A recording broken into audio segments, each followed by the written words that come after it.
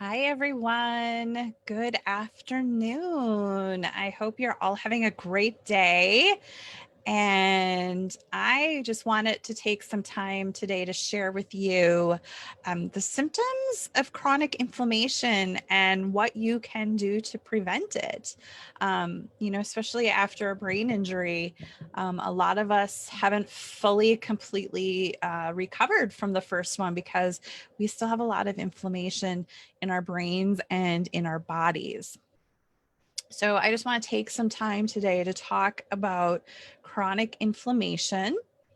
And if you have hopped on, be sure to say hello in the comments. Let me know that you guys are here. Let me know where you guys are watching from. And I'm just getting my screen set up here. And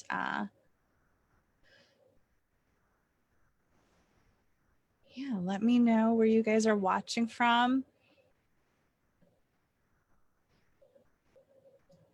And how you guys are doing today.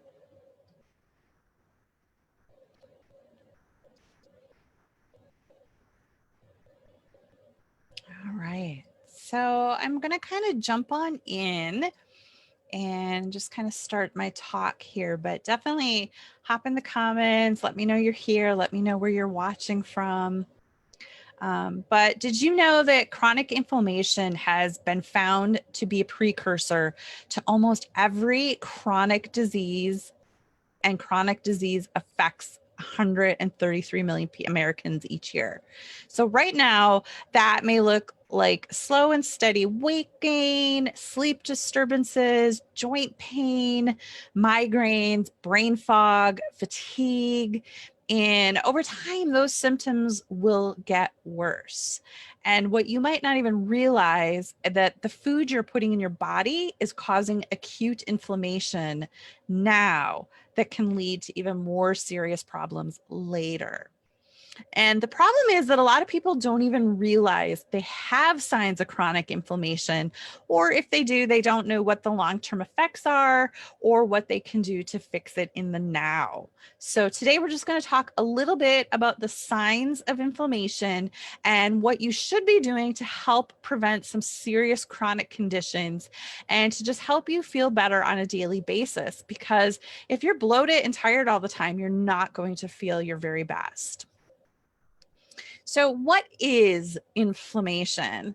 Well, it isn't necessarily a bad thing. Inflammation is how your body tries to protect itself, and it's your body's way of just protecting itself. So, think back on the last time you stubbed your toe or got a little paper cut on your finger. Your skin puffs up, it turns pink, and what you're seeing in that is fluid rushing to that location, trying to heal the tissue.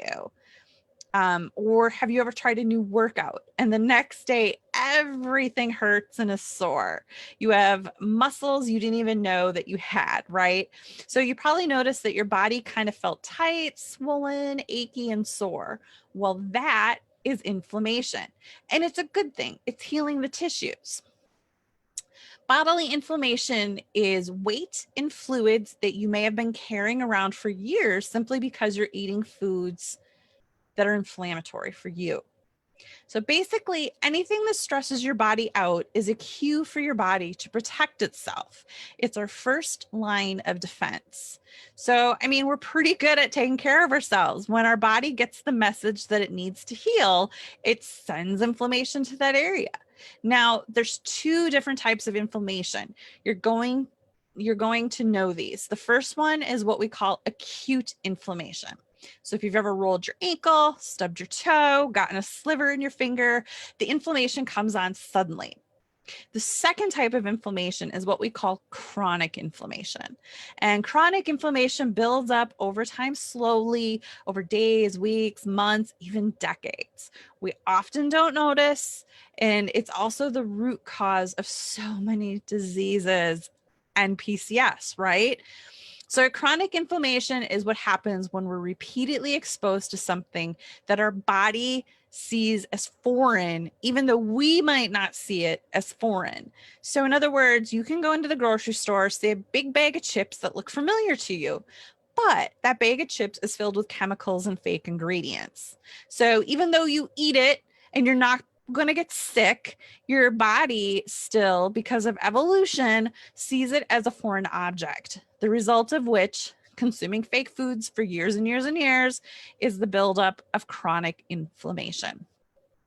So chronic inflammation is the cause of almost all diseases.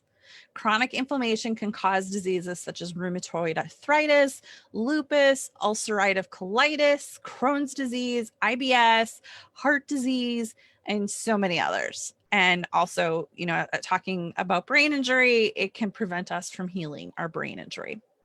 So just about any disease of the brain or the immune system can be directly linked back to chronic inflammation.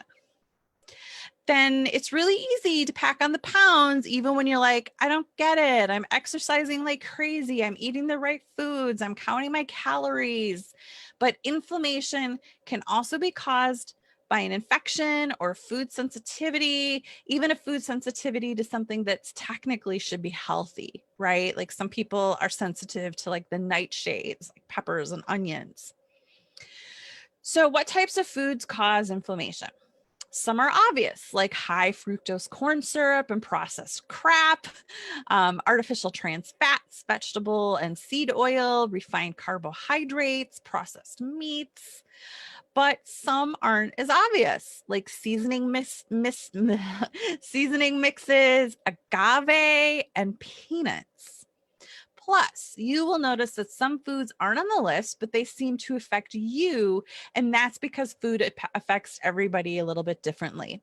So that's why it's so important to make notes about how you feel after eating so that you can cut out the food that is causing inflammation for you and start eliminating that food from your diet.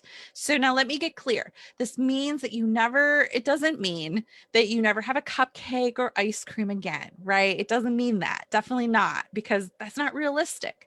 But it's going to make you much more aware.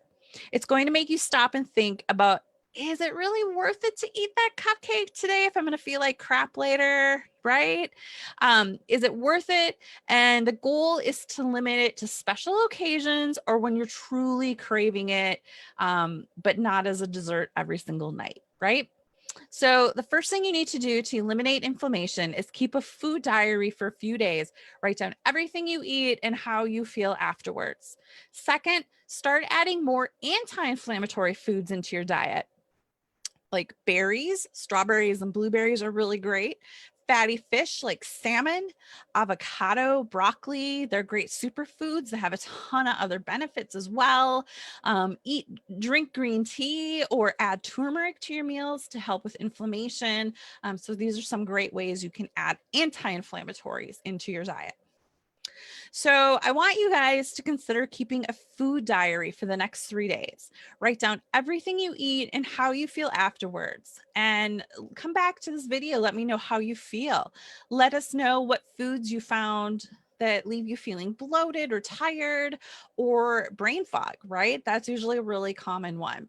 So then you can start cutting those out of your diet and prevent that inflammation.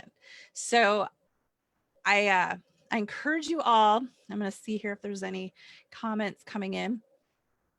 So I encourage you all to, start keeping a food log, do an elimination diet. Just do it for a few days. I bet you anything that you're going to notice foods that are causing you a little bit of brain fog or joint pain, or you just are extra fatigued after you eat them. I know I have my foods that do it to me. So keep that food log, make a note of how you feel after you eat different foods, and then you know which ones you can start eliminating, right? All right, you guys. I want to leave you with some information on my New Year's Day workshop. This workshop is for anyone. It don't have to be in the brain injury world. You could be anybody. It's for anyone, everyone. We want you all to come. It's all about extreme self-care and setting intentions, clear intentions for what you want more of in your life in 2021. So we're going to incorporate yoga, breath work, mindfulness. We're going to set intentions, use affirmations. it's going to be you're just going to leave feeling so nourished, so filled up, rejuvenated. You're probably going to sleep really good that night, right? That's our goal. We want you just to feel filled up, nourished, renewed, recharged, and ready to tackle 2021. So click the link, check it out. I hope that you will join us. I have some really great little presents coming your way for everyone that signs up by the 15th. And that's so that I get them to you in time for the workshop. So please get registered by the 15th. Drop me a note. Let me know if you're registered. I can't wait to see all you guys on New Year's Day. It's really going to be a really awesome workshop. So I can't wait to see you guys there. So have a great day, everyone, and I'll talk to you all soon.